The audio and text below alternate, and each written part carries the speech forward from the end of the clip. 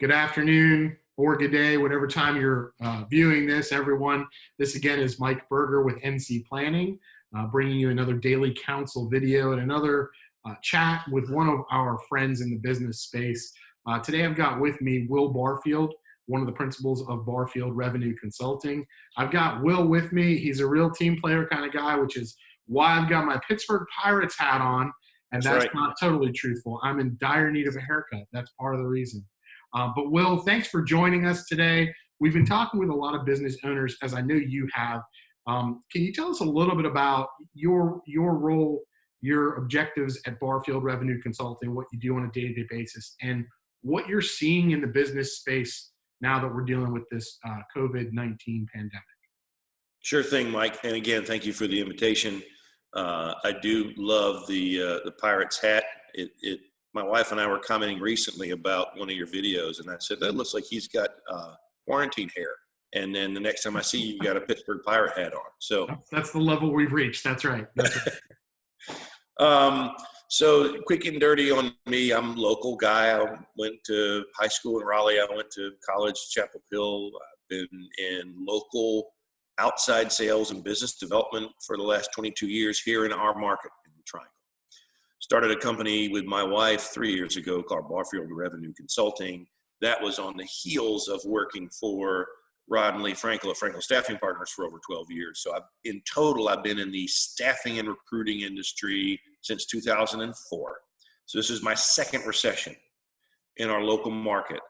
And coming from the staffing industry background in 08, 09, Mike, when I was working for Frankel, it was much more of an administrative, customer support, biotech, life sciences, clinical, and then some other odds and ends like accounting and human resources. That was more their mix of business. Now at Barfield Revenue, our main focus is staffing revenue impacting people at local small business and emerging high growth companies. So we salespeople, marketers, and folks in business development. That's mostly what we do for a lot of the local software and technology companies, but we work across industry sectors.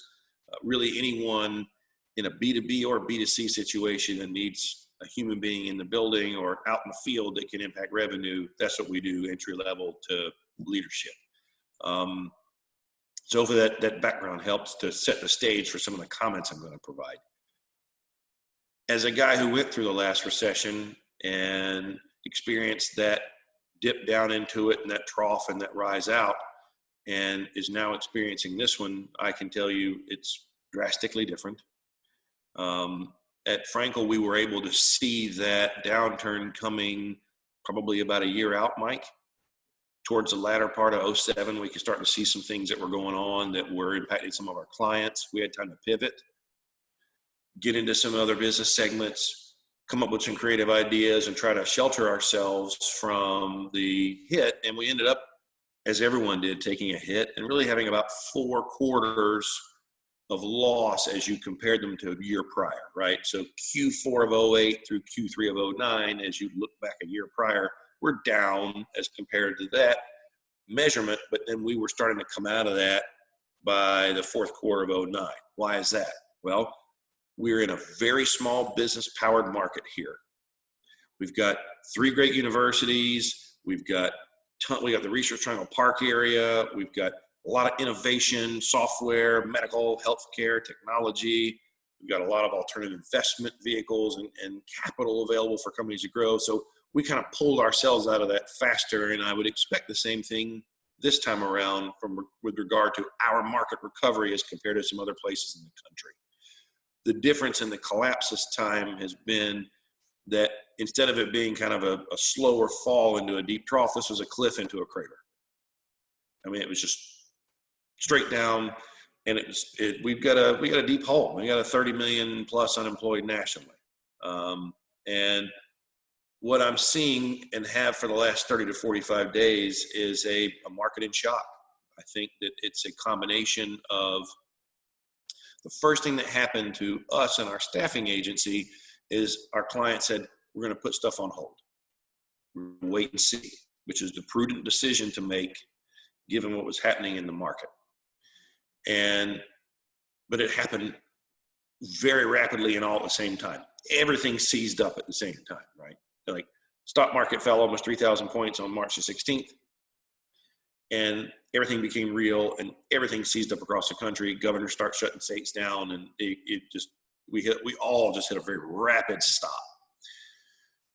What I'm hopeful about is now that we are starting to reopen some states and we're starting to cautiously walk our way back into economic participation, that will start to positively impact the job market over the course of the next 30 to 45 days. But as it stands right now, it is very volatile, it's very unstable, and companies are being very cautious about committing capital to headcount when they're uncertain about where they are with their own revenue and income. They're trying really hard to protect staff that they have, and they may, just like they may be putting off a capital expense on something that they need for the business, they're putting off headcount expense right now so that they can shelter cash. And because they don't quite know when we're going to get to the end of this, they're proceeding with trepidation. And when that happens, it causes a ripple effect back through the job market. And we're really in a place here at the beginning of May that still very uncertain our path and timing forward. Yeah, I couldn't agree more. And, as you know, Will, part of our practice at NC Planning is serving as, corporate and general counsel for business owners, small and mid-size. Yep. A lot of the discussions we've been having over the last couple months with business owners has been surrounding the SBA stimulus, right, through the CARES Act, the Paycheck Protection Program loans, the EIDL, Economic Injury Disaster loans, the availability of those. And then once you get those proceeds, sort of the parameters you have to utilize those proceeds within. Yes. What you're seeing is similar to what I'm seeing, and that is sort of, business owners being in, survival mode and trying to make this thing work right now in light of the funds that are available, the resources that are available. I am optimistic and hopeful, though, that, and what I tell clients is that this is hopefully a bridge, right? It's a bridge from the pandemic to the other side. And I think the consensus seems to be from what I see that this is right now, likely a short-term blip, dissimilar from the 08 subprime fallout sort of domino effect. Like you point out, crash into a crater is what we experienced. We don't yet know the long-term effects, but we're hopeful that we get to the other side of this thing and we start to see some recovery of business, some higher back. One of the things that I think comes up repeatedly is what can you do as a business owner or as a member of a board of directors or with your company to take a look at this as sort of a glass half full approach. And one of the things that's come up time and again is, you get very busy as a business owner working in your business, in the day-to-day, whether it's a service business or whatnot, and dealing with clients, dealing with customers. And sometimes you don't have as much opportunity to work on your business. And so from your standpoint, in your sort of bailiwick of talent acquisition, of revenue increase, what would you say to business owners that maybe they could be doing in the downtime to work on their business and set them up for success as they come out of this? That's a great question. As a small business owner, we're doing exactly the same thing, right? We're analyzing, how we learn from this experience and how we get smarter about, running our own company and the revenue generation that will power that. No business is run perfectly, except NC Planning's from what I hear. But no business is run perfectly. Ours was not. There's a lot of things that we saw. We're like, man, if we could fix that, we would. But right now we're so busy and all this is going on and I'm spinning this plate and that plate and, I can't get that thing over here. But COVID has done to everyone, whether they liked it or not, is broken it, right? And just made you stop. And whether you were ready or not, and whether what you were doing was working 75% of the time or not, doesn't matter now. I mean, there's a lot of things that we can look at and say, well, I wasn't going to stop doing business to fix that, but business stopped on me. So now how do I look at what I'm doing and get smarter about it? How do I, run more cost efficiently? Amy and I are spending a lot of time looking at what our expenses were and what do we need, what do we not, and can we come back in a leaner way?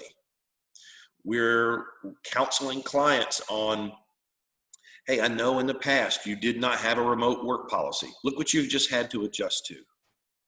We've been telling you for a long time that you would have access to better talent if you included some more work from home functionality in the way that your company operates. That was just forced on you. And now who knows what the deal is going to be with getting back into office space and, social distancing and cleanliness and those kind of things. So, if you were never amenable to remote work before, that hand's been forced. Now you have to be. How can we build a better, more efficient distant business and maybe access talent in other areas locally or other areas that are not local and make our business better because we've got, some really super talented remote employees? That's something to consider. Things, one of the things that's going to happen as a result of this recession that hasn't happened in a decade is employers, for the first time in a long time, actually have the leverage now in compensation negotiations. Our unemployment was so low for so long, and I'm in the recruiting business, which meant that, for the last 10 years, I wasn't fishing in the unemployment pool, Mike. I'm plucking people from another company. So if I'm going to tell Mike, hey, I got this great attorney job for you over here, he's going to look at me and say, you better be significantly increasing my income or I'm not ripping my roots out and going somewhere else. So salaries have been creeping up over the years as a result of this competition for talent while the unemployment rate went down. Now the unemployment rate is very, very high, and you've got candidates in the market who now are looking at a situation that they haven't seen in some time where the companies now have the leverage. And I think you're going to see some correction in salaries and some ways to save money there too that haven't existed in the market in a while. And you've also got a little bit of market shock right now for anybody who's about 32 years of age or younger. Because anybody who's about 32 or younger has never experienced a down employment market. So there's some reality check going on for some of those folks as well. And I think it may change their approach to work, their appreciation for having employment, and it may end up making them stickier, more loyal long-term employees on the other side of this because they've tasted what it's like to not have the leverage and to not be employed, and they're dealing with some fear factors that they've never been impacted by. That is great stuff, Will. I think it really dovetails into, some of the things that we talk to business owners who are interested in growth and expansion. We do a fair amount of mergers and acquisition work every year, and we're always talking to folks as a strategy about growth through acquisition. And your points there, I think, are invaluable of, basically painting a picture that there may be an opportunity here for business owners to acquire key talent, maybe at a little bit better pricing, which can allow you as a business owner to grow your organization a little bit more efficiently, maybe a little more quickly than initially planned. Yeah, before I lose this point, because if you can tell my temple senility is setting in, companies are a little hesitant to hire right now. But let me make a point. And I'm not shilling for hiring a recruiter or spending money on hiring right now, but I am telling all of the small business owners who are watching this, there are people available in the market now that haven't been in a while. There are also people working at companies right now that are frightened about what's going to happen with their company because they got furloughed or they had a 20% salary decrease or there was just a layoff and they may be next in the rolling layoffs to come. That there's talent available that cannot be acquired in a normal market. And although it's a little scary to make that headcount investment at this moment, it might not hurt to look really seriously at that, because you might be able to land a star that you wouldn't have gotten otherwise, and that in a quarter from now you won't. And an interview process, from going from beginning a search to starting someone, is going to be a 4 to 8 week adventure anyway. Things are changing so quickly for us now every week. If you start looking for talent now and having some conversations going, and then they start for you in 2 months, we could be in a whole different economic situation by then. We don't know. But it's a really advantageous time to think about shopping for talent, to think about what is our work environment like, and are we appealing? What are we doing to, when we scale back up, how do we scale down cost? How do we run leaner, more efficiently? All these things are things you should be looking at. I was kind of thinking that the PPP deposits that have been hitting these companies was going to cause a little spike in hiring, maybe a little bubble. But it really hasn't. Almost everyone is just using those funds to hold on to their people. I'm not seeing furloughed folks being brought back, and I'm not seeing a lot of fresh hiring. I'm just seeing preservation. So, which again is prudent. But there's a couple of clients who called me and said, you know what? Now's the time. I'm going to start looking because nobody else is looking. Yeah, and I agree with you. A non-compete issue too, if you're trying to go after somebody maybe in another industry segment that very closely aligned with yours that wouldn't come otherwise. And I interrupted you. Go ahead. No, and that's part of the conversation, but I couldn't agree with you more there. I mean, that's a great point. Think about the restrictive covenants, the non-compete issues. That's certainly something we evaluate almost on a daily basis with both employers and employees. But the point that I was going to tack onto about the 4 to 8 week period of hiring that you brought up, I think is really a good note, because as folks probably know, if you've been following the legislation through Congress and the PPP lending, that program right now is set to sunset June 30. So we're really not that far away from it. And just from a practical standpoint, they've already exhausted one round of funding. There was another $310 billion lent by Congress, and I think that is down by at least about 2/3 now, was the last that I saw. So I think some of that PPP loan money period is coming to an end unless it gets expanded. So great points from Will Barfield today, especially in keeping your eyes open for talent acquisition as a potential to work on your business while we're not in our business. Will, I know folks are going to have questions. If you wouldn't mind, I'm going to screen share right now your contact page. And this is right from barfieldrevenue.com. There is a contact us page. You can schedule a consultation. You can submit a resume. And then down here, there is an address and phone number. Feel free to give Will a call if you guys have any questions, have any need for thinking about expanding your organization or placement hiring. Will can certainly be of assistance there. Well, and I like that page because I'm younger and thinner in that picture.